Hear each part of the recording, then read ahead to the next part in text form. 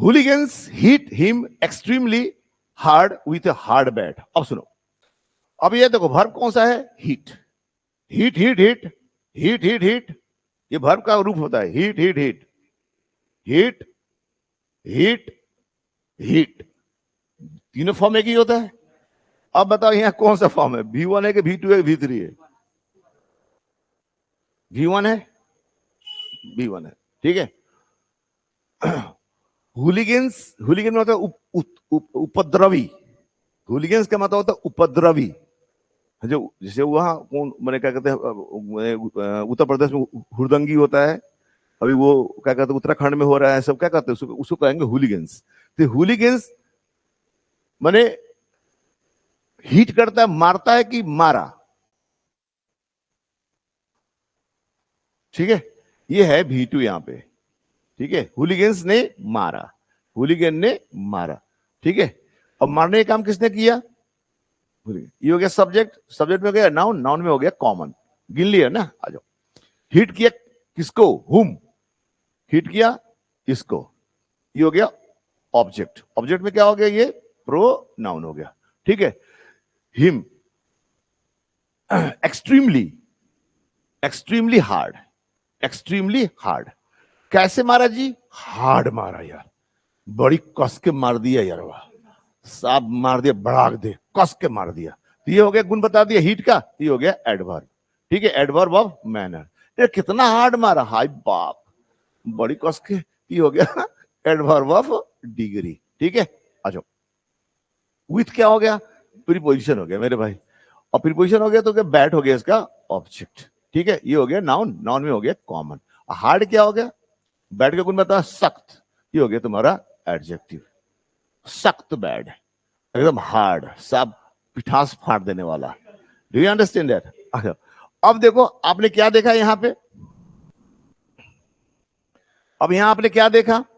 यहां भी हार्ड है, यहां भी हार्ड है, और यहां भी हार्ड है। आपने यहां दो जगह हार्ड देखा। अब देखो, एक हार्ड एडवर्ब का काम करने लग गया और एक हार्ड एडजेक्टिव का काम करने लगे। कैसे पता चला? इस तरह से ब्रेक करने के बाद। कुछ कहोगे सर हार्डली नहीं होता है क्या? एडवर्ब तो जैसे मैंने कहते हो ना सर, कि क्या कहते हैं स्वीट का स्वीटली, फास्ट क्या कहते हैं नाइस का नाइसली, उस तरह हार्ड का हार्डली नहीं होगा, होगा लेकिन उसका अर्थ बदल जाता है ना के बराबर। और अगर हार्डली होगा तो वर्ब के पहले लगाया जाता है, वर्ब के पहले लगाया जाता है। यहाँ भी देखो एडवर्ब तो कहोगे फास्टली, बहुत तो देखे सुनते हैं बाप रे बड़ा फास्टली तेल ट्रेन चलता हो, चाहे बड़ा फास्टली बॉल बिगता, नहीं, फास्टली कोई वर्ड ही एग्जिस्ट नहीं करता है इंग्लिश ग्रामर में, है ना। फास्टली कोई वर्ड ही नहीं है। अगर डिक्शनरी में सर्च करोगे तो लिखेगा no word found, no word found, ठीक है। ऐसा करता है क्योंकि फास्टली कोई वर्ड ही एग्जिस्ट ही नहीं करता इंग्लिश ग्रामर के अंदर, लेकिन लोग हमको देखे यूज करते हो फास्टली, बड़ा फास्टली बॉलर है, बड़ा फास्टली फेंक रहा है। अरे नहीं मेरे भाई, वो फास्ट फेंक रहा है। आई बात समझ में? तो हमने क्या सिखा दिया आपको कि एक ही वर्ड हार्ड एडवर्ब हो गया और वहां क्या हो गया? एडजेक्टिव हो गया, ठीक है। अच्छा देखो, हम लोग भी पढ़ेंगे कि वन ऑफ रहेगा, वन ऑफ रहेगा तो फिर वन ऑफ के बाद जो नाउन आएगा प्लूरल हो जाएगा, वर्ब हो जाएगा सिंगुलर। वन ईदर ऑफ के बाद नाउन हो जाएगा प्लूरल, वर्ब हो जाएगा सिंगुलर। ये रूल हम रट लेते हैं। ईच ऑफ के बाद नाउन हो जाएगा प्लूरल, वर्ब हो जाएगा सिंगुलर। ये क्यों होता है मेरे भाई? ये हमको नहीं पता, हम लोग रटते। अब कितना रूल रटोगे मेरे भाई, सोचो कितना रूल रटोगे, परेशानी फंसती है कि नहीं फंसती है, ठीक है। लेकिन हम लोग कोई भी चीज की परेशानी नहीं फंसाएंगे, ठीक है, कोई नहीं। जैसे देखो, जैसे बताया ना, one, one of the boys, one of the boys is या आर गुड, ठीक है। One of the boys are good. अब यहां पे इज और आर दो लिखा हुआ है, यहां पे देगा भरने के लिए दोनों में से एक। हमेशा रटवा दिए हैं, वन ऑफ के बाद नाउन प्लूरल, वर्ब सिंगुलर।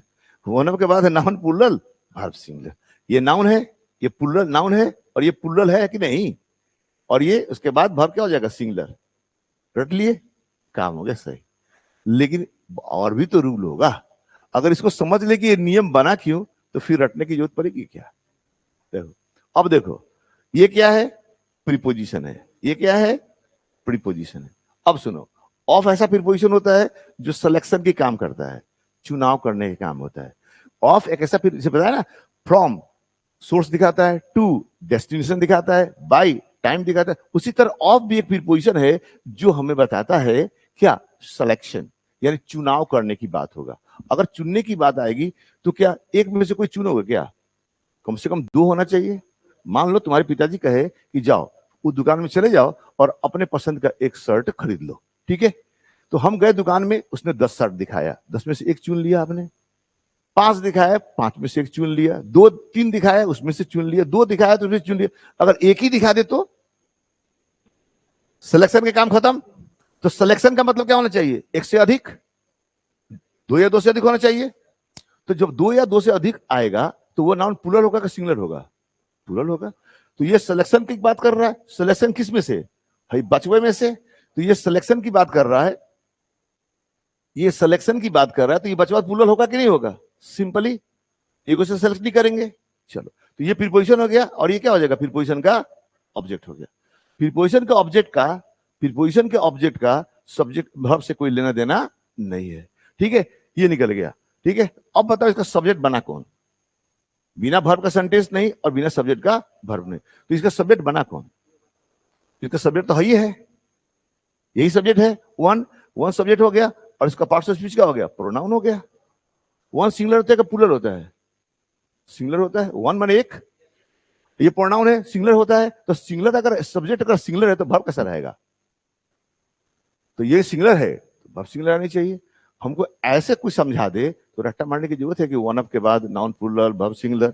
आ रही बात समझ में, हमें सारा रूल इस तरह हटवाया जा रहा। मिरर ऑफ कॉमन एरर में भी देखा मैंने इस तरह के रूल रट रहा, ठीक है। नहीं मेरे भाई, रटने से एग्जाम क्लियर नहीं होता है, ठीक है। के लिए, बैंक के लिए, सीजीएल के लिए, एनडीए के लिए, एसएससी के लिए आपको इंग्लिश पढ़ना पड़ेगा मेरे भाई।